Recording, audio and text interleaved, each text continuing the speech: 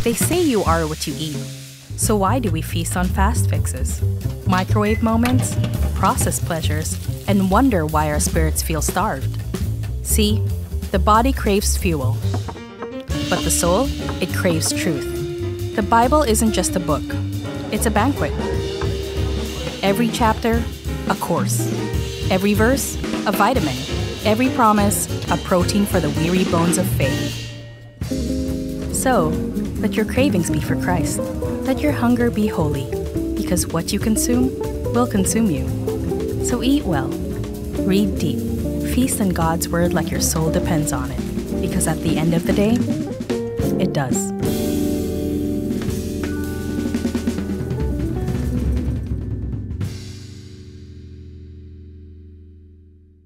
Magandang hapon po sa atin lahat. Sino po dito nilalamig? Ako din, nilalamig ako eh. Pero sabihin mo sa katabi mo, malamig na hapon ng linggo. Again, we are on the third week of our series, You Are What You Eat. Kung ano ang kinakain mo, yun ikaw. Ito pong salitang ito is about, about health. Na kung ano ang ini-intake mo, yun din ikaw. Anong pinagkaiba ng weightlifter sa bodybuilder? Weightlifter is more sila po sa pagbuhat ng mas mabigat. Hindi sila more concerned in the physique o yung body. The bodybuilder naman is more on the building of the body. So, kung titingnan po natin, when we look lagi, pagka nakita natin yung mga nag-gym, hindi po depende sa dami ng kanila pong buhat o sa maya't maya nilang pagbubuhat, gumaganda ang katawan. Si dito may kakilala kayong mahilig mag-exercise. Zumba, ayan. Pero sabi mo, ano ba't kaya ito kahit anong gawin na exercise, hindi naman, ganun pa rin naman. May kinalaman po ito dun sa ini-intake. Some of us, may tinatawag po kasi yung period ng restoration period o yung when you pagka nagpagod ka, kailangan may ini-intake ka din na somehow yung diet na meron ka. So the bodybuilder, yung mga bodybuilder po ay napaka-strict po niyan sa diet. More on creatine. Tama? Yan, iba yung creatinine sa creatine. Tama na, kanina umaga, creatinine ang banggit ko. Creatine o yung tinatawag po natin na more on rich in protein yung inano. So, same thing po sa topic natin ngayon. You are what you eat. In spiritual growth din na meron tayo, the more we read the Word of God, the more the Word of God na ito po yung ini-intake natin, the more we will be like Christ. Na the more natin po nare-receive yung word, the more din po na ito yung nagiging way ng pamumuhay na meron po tayo. And last 2 week, pinag-usapan po natin the authority of God's word. In 2 Timothy 3:16, all scripture is breathed out by God and profitable for teaching, for reproof, for correction, and for training righteousness. Nasilad po natin that yung salita ng Diyos ay meron po siyang authority that transcend times and culture. Na pagka sinalita mo ang salita ng Diyos, andun po yung authority nito. Bakit? There's a power in the Word of God. Sabi po sa salita, ito daw po ay nagmula sa hininga ng Diyos. It means the Word of God is breathed out by the Creator Himself. Kaya daw po ito ay buhay at aktibo, kaya niya pong i-penetrate ang kaluluwa, ang soul, even ang kaibuturan ng buto. When we hear the Word of God, something change in us. Tama ba? Or every time we attend church, we hear the Word of God, truly, ito ay nagbibigay sa atin ng tinatamaan tayo. Even in the, yung dati po noon, yung sinasabi in Acts na they gathered together. Ang ginagawa lang po nila, when they gathered together, wala na po silang ibang paliwanag, basta binabasa lang po yung salita and they fellowshipping one another. Yun po yung nangyayari. And today, even to us, when we speak the word of God, there is authority that is coming from the Lord. Not only that, but we also talk about nung second week, yung sufficiency, that the word of God will meet every need of our soul. Na in all aspect of life, ang salita ng Diyos ay sapat na. Tama ba? Sino dito mag-asawa, nag-aaway kayo? When we read the word of God, it will make our marriage not only good, but successful. Tama ba? Si dito, happily married, pakitas mo ang katamay, pumalakpak. Yun, meron, di ba? Hindi madali, but if we apply the word of God, ikaw ba naman, sabi sa husband, love your wife as Christ loved the church.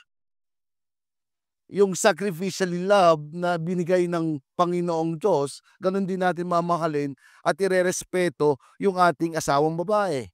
Madali po ba yon, mga asawang lalaki? Mahirap maging servant, mahirap mag-sacrifice. Sila na ang mali, ikaw pa rin ang humihingi ng tawad. Yon.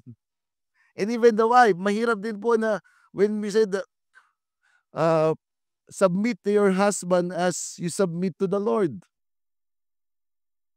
May mga inaano po dito na when the word of God apply into all aspect of our life, it's all sufficient.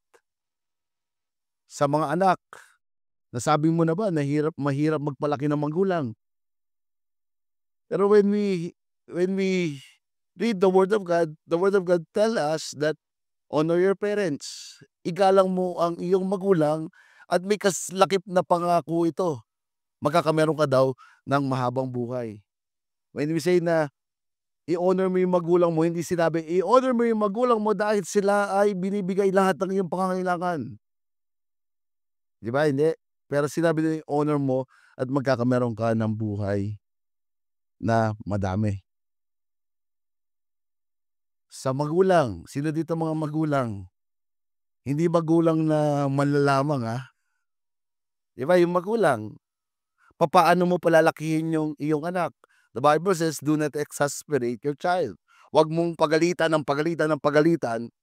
but ituro mo yung tama. O isama mo sa pagpapalaki yung pagmamahal at pagdidisiplina. You want to be prosperous and successful? The word of God tell us, if you meditate it day and night, you will be prosperous and successful. Sa love life, sino dito may katabi kang mukhang walang love life? Yan. Pero wag kang mag-alala. Sinasabi ni God, makikita mo na siya. Yeah.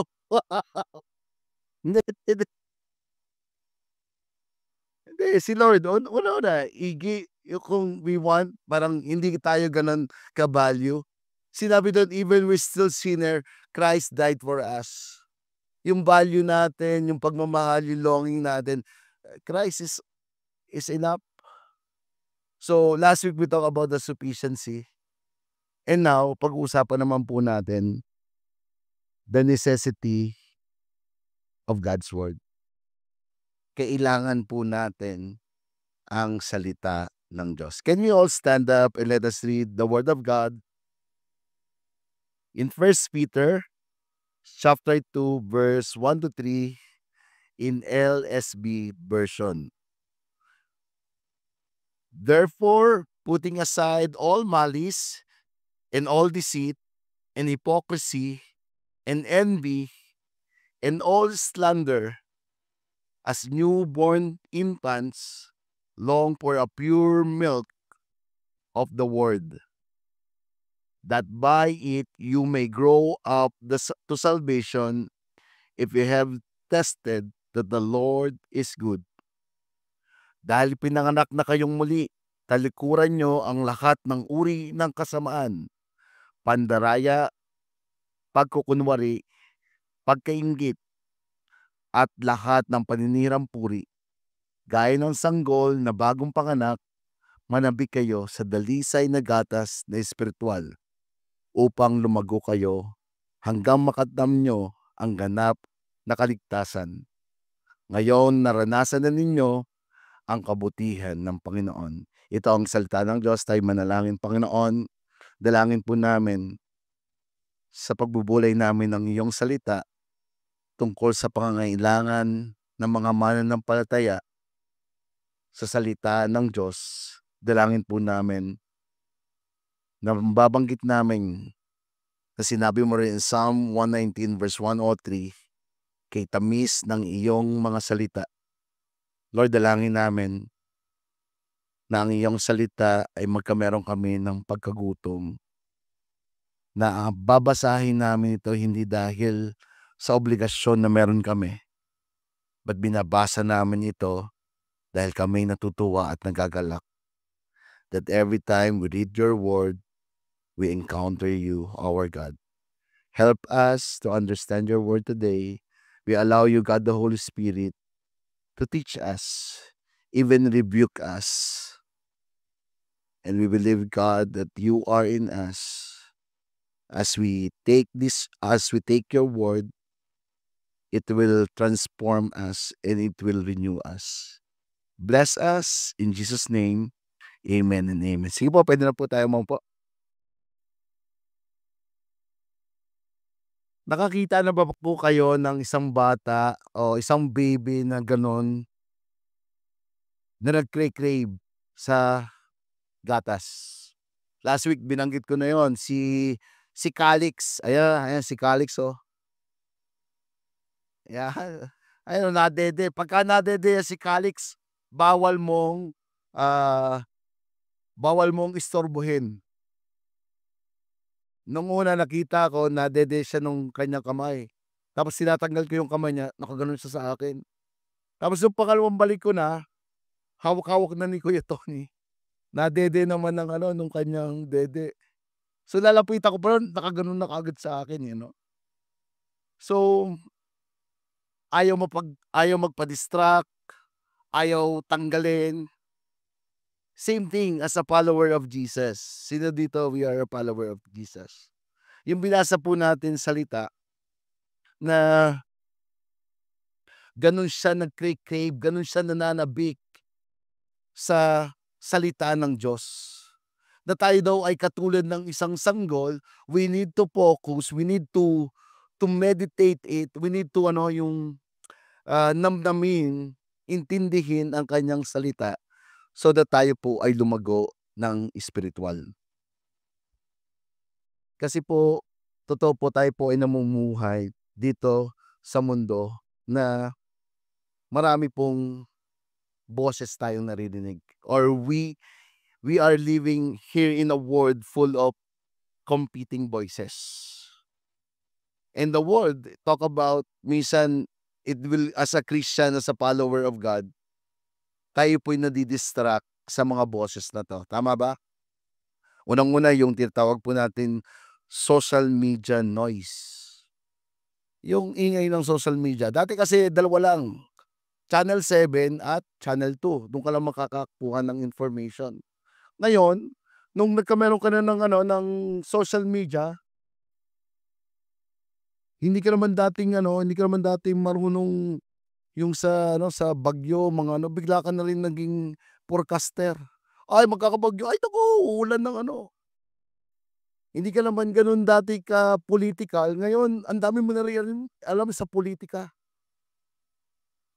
Dati, ang gusto mo pagbata ka, pagkatinong, ano gusto mo paglaki mo? Maging doktor. Ngayon, iba na. Gusto ko na maging kontraktor. Di ba? And that the social media affect us. Ano pa? Yung mga opinion, maraming opinion. Pagka may problema ka, may advice, opinion ng tao. Pero kabaliktaran sa opinion ng salita ng Diyos. Kaya nga kalimitan ng mga Kristiyano nasasabing mayroong tililing. Because we are not a citizen of the world, but we are heavenly citizen. Hindi na po ito yung ating pong yung citizenship natin ay hindi dito sa mundo, but we are in heavenly citizenship.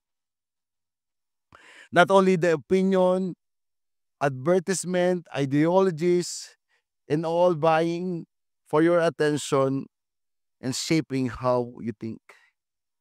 The more we feed into our mind, the more it shapes us. That's why we need to feed the Word of God. Kailangan po natin ang salita ng Diyos. Bilang mga Kristiyano, we need God's Word for our spiritual nourishment. Sabi ko nga, physical body, kita mo na agad kung anong kinakain. Tingnan niyo po ako. Palagay niyo anong lagi kong kinakain.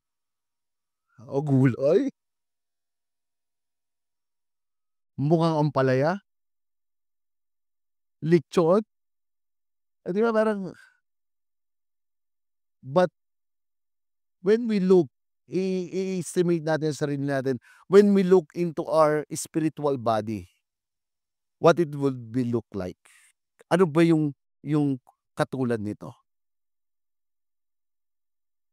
If we want to be a super bodybuilder muscle nung nutrition ng ating katawan, there's a need for spiritual milk, which is the Word of God.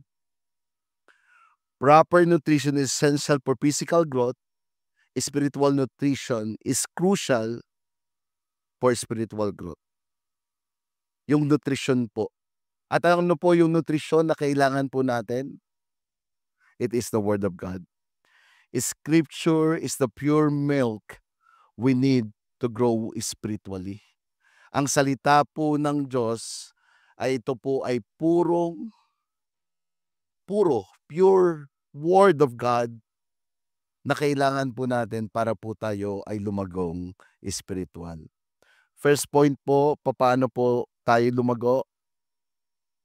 Lay aside the toxin or laying aside spiritual toxin that choke our growth. Tanggalin po natin yung mga nagpapahinder sa atin po para po sa paglago nating spiritual. Sinasaad po dito in 1 Peter 1, dahil pinanganak na kayong muli, talikuran nyo na ang lahat ng uri ng kasamaan, pandaraya, pagkukunwari, pagkainggit, at lahat ng paninirang puri. Sabi po dito, dahil pinanganak na kayong muli. Or meron siyang pinagmulan. Pagka umimik tayo pagka sa Bible, merong dahil, ibig sabihin po nito, meron po itong pinagmulan. In verse 23, ito po yung pinagmulaan dahil pinanganak ka ng muli.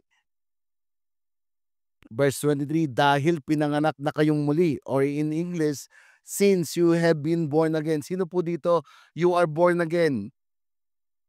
You accept Christ as Lord and Savior of our life.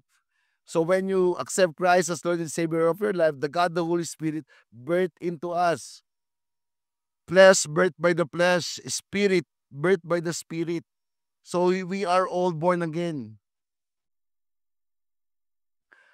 At ang kapanganakang ito hindi sa pamamagitan ng mga magulang ninyong namamatay, kundi sa pamamagitan ng buhay at walang hanggang salita ng Diyos.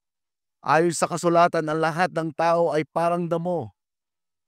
Ang kanilang katanyagan ay parang bulaklak nito. Ang damo ay nalalanta at ang bulaklak nito ay nalalaglag. Ngunit ang salita ng Panginoon ay nananatili magpakailanman, at ang salitang ito ay ang magandang balitang ipinangaral sa iyo. Ang katotohanan na ang mga manampalataya ay pinanganak ng muli sa pamamagitan ng hindi nasisira na salita ng Diyos na nagbibigay sa kanila ng di natitinag na pag-asang isang bagong kalikasan. Sinasaad po dito that you've been born again through the imperishable, living, and abiding Word of God, giving you a new eternal life in Christ. Noon naman po tayo, we are all sinner, tama ba? But when there's someone sharing us yung gospel, when we hear the Word of God, that ito yung ginawa ni Kristo sa cross ng Kalbaryo and He died for us, truly, when we accept it, then we become born again.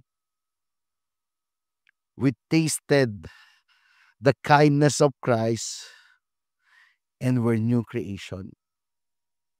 Nung natanggap natin yung salita ng Diyos, pinatawad tayo ng Panginoon, at hindi lang yon, sabi doon, if anyone is in Christ, he is new creation, the old has gone, the new has come. Yung katabi mo po, she is righteous, she is just, and she is holy. He is righteous, he is just, and he is holy. Sino dito alam mo yung katabi mo ay banal? Pakitaas po ang kamay. Yung mga hindi nagtaas ang kamay. At ito po yung sinasabi ng if anyone you are in Christ, when you accept Christ as Lord and Savior of your life, wala na po yung bahid ng kasalanan na meron tayo. We are all forgiven and it's all because of Christ. So kung tayo daw po ay born again na, tayo daw po ay bago ng nilalang, so ipamuhay po daw natin yung pananampalataya na meron po tayo. Kaya daw po tanggalin natin itong mga bagay na ito na nagdudulot sa atin ng kasalanan. Ano daw itong mga ito? Malice, deceit, hypocrisy, envy, gossip. Laying aside all malice, all guile, and hypocrisies, and envy, and all evil speak. Yung masamang hangarin, lahat ng pandaraya, pagpapaimbabaw, mga inggit, at masamang salita. Pagka sinabing malice, ito daw po yung ill will, spite, or desire, or to harm others. Yung malice yung pag-iisip na masama sa kapwa mo. Yung parang may intention ka na siya ay mapasama. Deceit, yung magaling mangloko. Dishonesty, pretending yung parang every time meron siyang nakikipag-usap siya dahil meron siyang ibang intensyon, may gusto siya at ang gusto niya ay makalamang. Yung makagulang. Hypocrisy, saying one thing, doing another, a gap between appearance and reality. Na do not be hypocrisy na sa simbahan, si pastor, talagang matindi magsalita. Bawal ang ganito. Bawal ang dinuguan, lalo na walang puto. Hindi. Meron ba ang bait-bait mong pastor, pero sa bahay, ay hindi ka naman. Ito yung ginagawa mo. So, hindi pwedeng dalawang pamumuhay na meron ka. Na kung ano ka sa simbahan, ganun ka rin sa labas. Sabi do, envy, o yung pagiging inggitin. Imbis na matuwa ka sa nangyayari sa iyong kapatid, nandun pa yung inggit. Di ba? Sinasabi natin dito sa church, we are one big happy family. Yan. We are family. Na yung kasayahan ng isa ay masaya ka sa kanyang pinananumasa. Pero masasabi mo siyang inggit kung may nangyayari sa kanya maganda at ikaw naman sabi mo, nagkataon lang yan. Gossip or chismis. Talking negative about other is spreading rumors. So ito po yung sinasabi that when you become born again, ito daw yung mga bagay na kailangan mo ng talikuran. Sa bata po bawal po yung ma-choke, tama? Yun yung when the early stage ng 1 year old to ano, ito daw po yung kailangan tanggalin, ingatan. And sa ating pong mga bago pong mga o tayo pong mga mananampalataya, meron din pong choke na puwedeng mangyari sa atin. And ito po yung mga bagay na 'to. When we said ano, yung ano po, yung pagtanggap natin sa Panginoon, wala po tayong ginawa dun. It's all by His grace, by His mercy. But in this point po, yes, it's all by His grace and mercy. But let's identify what are the things na kailangan po natin tanggalin sa atin po bilang mga Kristiyano. If we identify na meron pong mga bagay na kailangan natin i-lay aside, sinasaad po dito, hindi na daw po ito para sa atin. Let's remove the toxin. Kumbaga sa atin, if you are in a diet, sinabi po dito may mga maintenance na ng cholesterol. Woohoo! Maintenance ng high blood. Woohoo! Dati hindi po ako maka-relate diyan. Pasensya na po kayo kasi medyo I'm in the maintenance, age na, eh. Na kung bawal, eh, 'wag muna. Mag magtimpi ka muna. So, sa atin bilang Kristiyano meron din daw pong mga gano'n. At ito po yung mga tinatawag na kasalanan. Katulad po ng isang hardin. Sino po dito may mga farmer po tayo dito, 'di ba? Kailangan bunutin muna yung lahat, then tsaka po natin tataniman. In us, how we can lay this aside, papaano daw po natin 'to tatanggalin? By the word of God. Tulad ng paglilinis ng hardin para sa mga sariwang bini, nagbibigay tayo ng puwang para sa salita ng Diyos na kumilos sa atin. We need God's word in our daily life. So, hindi lang po ito basta maaalis, tama ba? Ako po when I become a Christian, bago po ako totally i-surrender ang buhay ko kay Lord, ilang dekada po. At yung ilang dekada ko rin pong dinadala yung kasalanang yon. At hindi po gano'n kadaling naalis. Bitterness, yung galit, makita ko pa lang po yung tatay ko tapos uutusan pa ako. Yung galit, yung ano, yung inggit, mainggitin po ako, naiinggit sila sa'kin kasi mas mayabang po ako, eh. Hindi po gano'n kadali until you hear the word of God, and the word of God renew you, remind you. Sabi dun, katulad daw po ito ng double-edged sword na kayang i-penetrate yung kaibutot-ibuturan. In English sabi dun, bone marrow. Alam niyo po ba yung bone marrow? Yun po yung ano, yung nagpo-produce yung red, white blood cell. Ay, grabe po yung tinatawag natin na utak, yung 'di ba, yung pagka nag-ano ka ng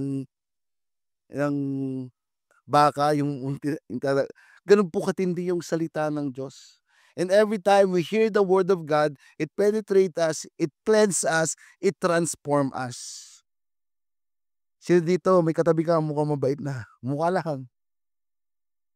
O sino dito alam mo ikaw mismo binago ka na ng Panginoon? Palakpakan po natin ang Panginoon. Name it. How can a man live a pure life? By living according to His word. How can ano, parang yung sure for the future. Ang plano ng Diyos sa'yo ay maganda, pagpalain ka at hindi ka mapahamak. So, the word of God, ito po yung kailangan natin pang-araw-araw. So, if you want to remove this toxin, sino dito nahihirapan ka magpatawad? Again, let's go back to the word of God. Our medicine is the word of God. Ako po, high blood. Kailangan ko ng losartan para bumaba yung aking pagtaas ng presyon. In every struggle na meron po tayo, there is a word of God that will apply into our life. Anxiety, again, it also addressed by the word of God. Ebo, hayaan mo ang kinabukasan na mag-alala sa kanyang kinabukasan. Seek first His kingdom and His righteousness, and all these things will be given to you as well.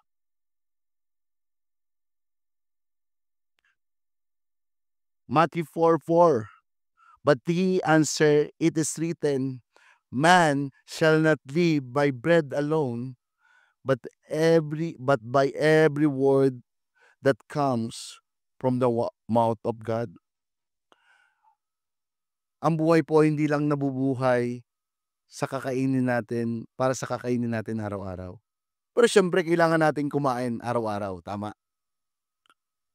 Sino dito kaya mong hindi kumain ng rice sa isang araw?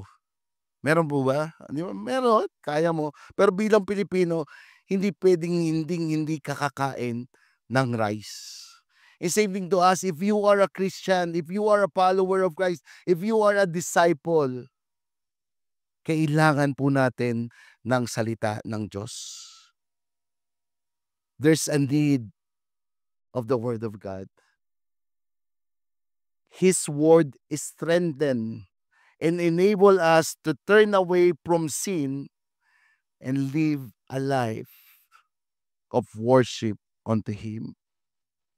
Ang kanyang salita ay nagpapalakas at kakayanin natin na tilukuran ang tinatawag na kasalanan at ang buhay natin ay para sa pagpupuri sa Panginoong Diyos.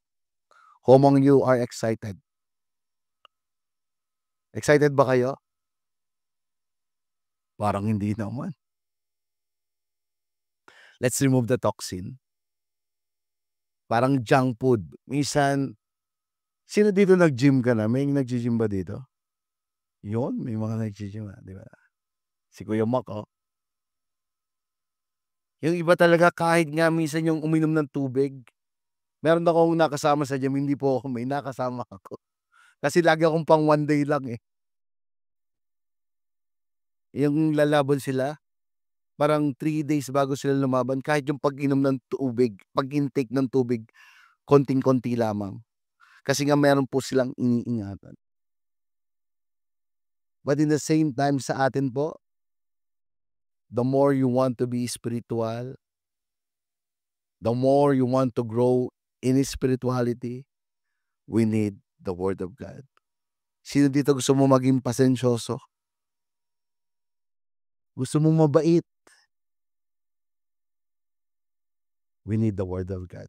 Second, crave the pure milk. Kung kanina tanggalin yung toxin, ngayon naman, manabik tayo sa purong gatas ng salita ng Diyos. As a newborn babies desire the pure milk of the Word. What's the craving about? Just like how babies naturally want and need milk to grow healthy and strong, we're supposed to want God's Word because it what helps our faith grow. Katulad po ng isang bata, kung gusto natin lumago sa pananampalataya natin, kailangan natin makinig ng kanyang salita. Kailangan po natin i-meditate ang kanyang salita. Faith comes from hearing and hearing the Word. Without God's Word, we can grow stronger in our faith and in our relationship with God. Kung wala po ang salita ng Diyos, hindi po tayo magiging strong sa pananampalataya na meron tayo, even our relationship with God. Lagi po natin sinasabi na ito po ay hindi lang salita, pero ito mula sa Panginoong Diyos. At kung ang salita ay mula sa Panginoong Diyos, is just a love, like a love letter coming from the Lord na ibinigay po sa atin. Boneneng, natanda mo ba nung una kang chinat ni Benjo? Di ba? Iniingat-ingatan mo, no? Para yung kakilala ko, sabi niya, "Wag mong buburahin 'yan." Yung full message na lagi yung ano niyan, dati sa text ano, "Wag mong buburahin 'yan. Ano 'yan, chat nung crush ko." Binasa ko nakalagay, "Who you?" Lagi ko ng jino-joke yun, natawa pa rin kayo. Kumbaga importante siya, pinapahalagahan mo siya at iyong ini-store. Tanong, every time we hear the word of God, pagkatapos po natin makinig dito ng linggo or pagkatapos natin mag-quiet time, tinatalikuran na ba natin ang salita ng Diyos? Gusto mong lumago ang iyong pananampalataya, gusto mong lumago yung relasyon mo sa Kanya, sabi daw po, ganun din daw po natin, ingatan, asamin ang Kanyang salita. God's word is necessary in Christian life. It's not optional, it's necessary. God's word is essential for our spiritual growth. We need God's truth to mature our faith. Kailangan natin ang katotohanan ng salita para po mag-mature yung faith na meron tayo. Dati po, gusto ko lang makuha yung principle in the Bible, then that's it, okay na. But in the long run, hindi po sapat na mapakinggan mo lang ang salita. Dati pagkapasok sa iyong tenga, labas uli sa kabila, then there's no application kang ginagawa. But as a long run, kumbaga yung patuloy at patuloy mong nakikinig ng salita, yung pananampalataya mo ay lumalago. Nung may nagwa-one-to-one po sa akin, ilang beses po akong sineshare na ng gospel, ilang beses po akong hinabol kung saan-saan. Ilan po sila yung naghahabol sa akin. Sabi ko, bakit? Hindi sila. Lalaki yung bro. Kasi may mga kapatid akong Kristiyano pinapahabol nila ako. So sabi nila, i-sharean mo si Ron, puntahan mo si Ron. So kahit saan ako magpunta, nandun po sila. Then in the time sabi ko, ba't gano'n ka-interesado itong mga 'to? And now, I am ending, nandito po sa harapan niyo, nagpe-preach po ako sa inyo. Pero kung yung pananampalataya ko ay hindi po gano'n, lagi kong sinasabi, it's better to repeat than to report. Yung love for the lost, love for the people, hindi naman po ako yun, sabi ko nga mayabang po ako Pero now, andun po yung puso mo na magmahal sa tao na kahit hindi ka mahal-mahal. Pare. Because dati naman, hindi ka rin naman kamahal-mahal. Understanding His word, understanding the Bible, now, the value mo, yung values na meron ka, ay yung value na rin po ng salita ng Diyos. And thankful po pa, pwede ba natin palakpakan yung mga leaders natin na nandito? Dati 'di ba, yung mga leaders, dati ang prayer niyo lang, "Lord, bigyan mo ako nito, bigyan mo ako." Pero ngayon, ano yung mga prayer niyo? Kung anong layunin ng Diyos, yun na rin yung pinapanalangin niyo. "Lord, I pray for this person, Lord." Yung iba nga sa inyo, pati oras, hindi lang prayer, but pati oras. Yung meron po akong kakilala dito, hindi ko na lang babanggitin ang pangalan. 8:00 dumating ako, "Hi pastor." Ba't may inabangan akong estudyante. Gano'n. 'Di 1-to-1 after service, 12 o'clock, nakita ko uli, nandun naman. May leadership group naman sila. "Uy, nandito ba?" Ay sige, maghahatid ako ng bata, pumunta po ako kasi tapos na yung service ng 12. Punta naman po ako ng Tayabas at hinatid ko yung anak ko. Pagbalik ko dito ng 4 o'clock, pagtingin ko uli, nandun uli. Aba, italo mo pa si pastor, para kang si Mama Mary. But when you look into the yung estado niya, she's a very busy person. Pero alam mo yung as you meditate His word, I believe also some of us, you have also a testimony of that, how crazy you are because yung faith mo ay gano'n lumago sa magitan ng salita. His word, salvation isn't just about going heaven one day. It's a lifelong process of becoming more like Jesus and experiencing His power, love, and faithfulness. Ang kaligtasan po ay hindi lang pagka naligtas ka tapos na, then mamuhay ka na kung ano yung gusto mo. But it's about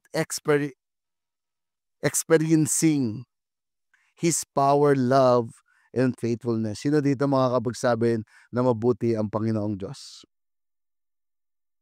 Sige, palakpakan po natin ang Panginoon. And I know you have a lot of testimony. There's power in His word, His love, and His faithfulness. His words shape how we think, live, and love, helping us grow in every part of our walk with God. Let's hunger for it daily, not as a duty, but as a delight. Magkameron po tayong pagkagutom sa kanyang salita. Hindi po ito optional, but unnecessary na kailangan po natin ang salita ng Diyos. As I end, verse 3, if indeed you have tasted that the Lord is good, taste and see His goodness. Third point po natin, taste and see His goodness. Ito po yung panlasa that make you want more of Him. Pagka nalasahan mo po ang kabutihan ng Panginoon, ito daw po ay iyong hahanap-hanapin. Mamaya po paglabas nyo dyan, meron pong nagtitinda ng leche plan at saka po ng cookies. Yan. Pinungot ko na ha, hindi na ako bibili sa inyo.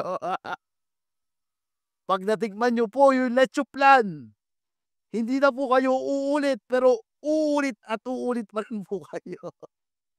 Kasi nakatikim na naman, di ba? Ang tamis, ang sarap. Pagka natikman mo po yung kabutihan ng Diyos, ito daw po ay iyong uulit-ulitin at uulit-ulitin. Every time we come here, ano po yung ginagawa natin? Nagwo-worship po tayo, nakikinig tayo ng salita ng Diyos. In the end, tayo po ay hihingi ng kapatawaran sa Kanya. Tama ba? Paulit-ulit. Pero patuloy at patuloy po nating ginagawa dahil ganun po natin naranasan ang kabutihan ng Panginoong Diyos. Every time we woke up early in the morning, wala kang masabi kundi, salamat Panginoon. How many of you taste that truly God is good in their life? Some naranasan natin yon sa masakit na sitwasyon sa ating buhay. Some naranasan natin yon na mabuti ang Panginoong Diyos dahil tinupad niya ang kanyang pangako. And many of us, ako dati nung time na nandun ako sa sitwasyon na sabi ko, Lord, yung kay Basha, kilala niyo si Basha at saka si Popoy? Yung sabi niya, malaki lang katawan mo, pero di na ako kayang patumbayin. Kaya John Lloyd ang pormahan ko ngayon eh. You are what you wear. Hindi. Joke na yun. Pero nung time na yun, sabi ko nga, I have in a relationship for 5 years. Tapos, naging Kristiyano ako. Then to the point, I want to make it right to the Lord. Yung sitwasyon na yun, parang, Lord, sino pipiliin ko? Ikaw ba? O siya? Siya na lang. May bang ganon? Na parang, but in that situation, you need to choose. And pinili ko yung Diyos. Pero during the time of my andun po yung pag-iyak. Maniwala kayo, ako po nakaka-3 days nung time na yon. Yung depression, meron po, half price, hindi ko pa kayang ubusin. Umiiyak po ako, sabi ko, Lord, bakit hindi siya? Bakit hindi siya? Buti na lang, hindi siya. Bakit? Di wala akong magandang asawa. Sayang, hindi na rin ang asawa ko. Honestly. Honestly, yung asawa ko, pwede pong mahuli. Kasi pusher yun eh. Lahat po ng mga bagay na baka marinig, lumaki ang ulo. Honestly, lahat po ng mga bagay na yung alam ko na parang mahina ako, hindi ano, ang lagi lang pong ginagawa ng asawa ko, lagi lang niya pong pinupush at pinupush at pinupush. Pagka may mali po ako, pansin niyo naman po ano, 'di ba? Lagi na kinorek, kahit konti lang S yung kulang. Kasi what do I mean? What do I mean? Again, naranasan natin ang Panginoong Diyos, tama ba? The Bible says in John 6:35, Jesus says, "I am the bread of life. Whoever comes to me shall not hunger. Kung sinong lalapit sa kanya ay hindi na muling magugutom." The taste that make you want more of Him, more of His Word. Siya po ay isang tinapay na nagbibigay nourish sa ating pong spiritual na katawan sa pamamagitan ng salita ng Diyos. Gusto mong maranasan ng Diyos? Again, this is a love letter coming from the Lord. Is more than the ano, more than the yung mga nakakatuwang basahin, yung mga pang-business na andito na po lahat sa salita ng Diyos. So tanong, naranasan mo ba, nalasahan mo na ang kabutihan ng Diyos? Come, taste, and be satisfied. Kung hindi pa, kung bago ka pa lang nandito, nagkakameron ka pala ng cravings, huwag niyo pong pahindian. Sabi ko nga po mamaya paglabas niyo doon, mag-ingat kayo sa mga scammer. Hindi. Paglabas niyo doon meron pong, Lal bibili tayo Lal ha, baka mamaya bibili tayo nung masarap na ano na yun, leche flan pala, leche flan at saka cookies. So, pagka nalasahan niyo po yun, uulit at uulit kayo. Bakit? Hindi lang sa sarap, dahil dun sa mission po na inaano niyo po natin. Sila po ay pupunta sa youth conference, 'di ba? And ito po ay for the if we change the campus, we change the world, 'di ba? So bili po tayo. Again, come and taste and be satisfied. As we end, therefore, we should ask God to give us a deep desire for His Word, knowing how essential it is for our spiritual life. If we truly want to grow in Him, we need to coming back to His Word every day. As I end, kailangan po natin ang salita ng Diyos. Let's all bow our head and close our eyes and let us pray. Lord, thank you truly that your word is not optional. Wala po kaming ibang option kundi namnamin ang iyong salita. Sinabi mo sa iyong Biblia na ito ay hininga na nagmumula sa iyo, aming Panginoon. At ito ay nagpapatungo sa amin na maging katulad mo, Kristo. The more we read your word, the more it gives us transformation. It will give us strength. It will give us life. It will give us restoration. So Lord, this is our prayer. That you guide us in every step that we have. Truly, ang buhay po ay mahalaga. Ganun din po yung dalangin namin. Na habang kami po ay namumuhay dito sa mundong ibabaw, ganun na po namin pinapractice yung relationship na pwede pong maganap sa atin sa buhay na walang hanggan. Lord, we pray to each one of us having this hunger for your word. Your word truly is essential. Your word truly is necessary for all walks of life that we have. And Lord, we want to ask for forgiveness also. Kung may mga bagay, Panginoon, na naghihinder sa relationship namin sa iyo. Sabi mo nga, na let us aside.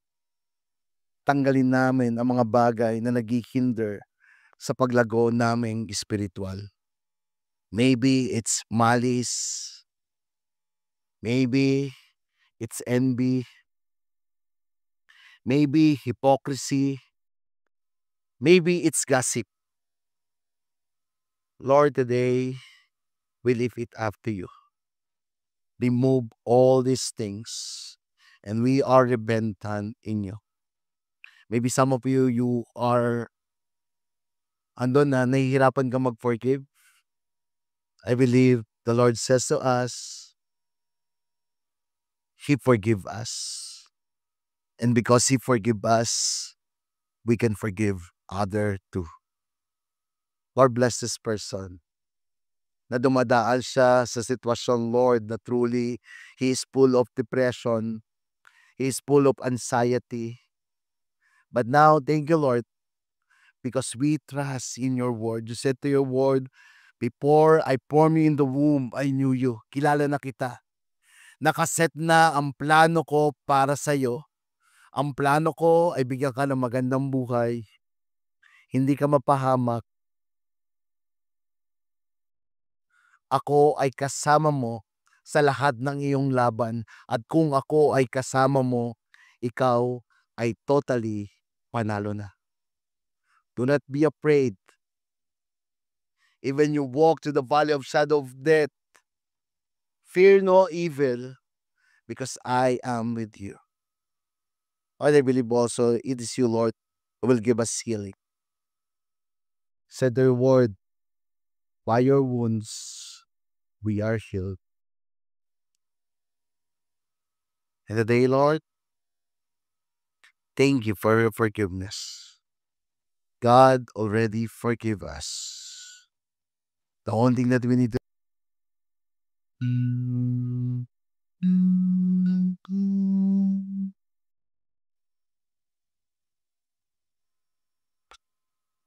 the only thing that we need to do is to stand up in our identity in Christ. Again, God is telling us, you are forgiven.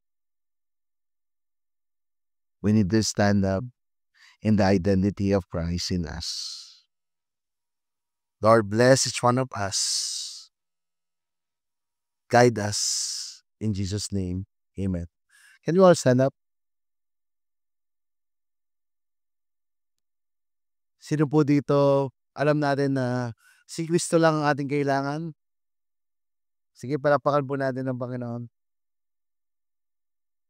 Before we leave, can we worship God? Pwede ba natin ibigay yung papuri at pasalamat natin sa Panginoon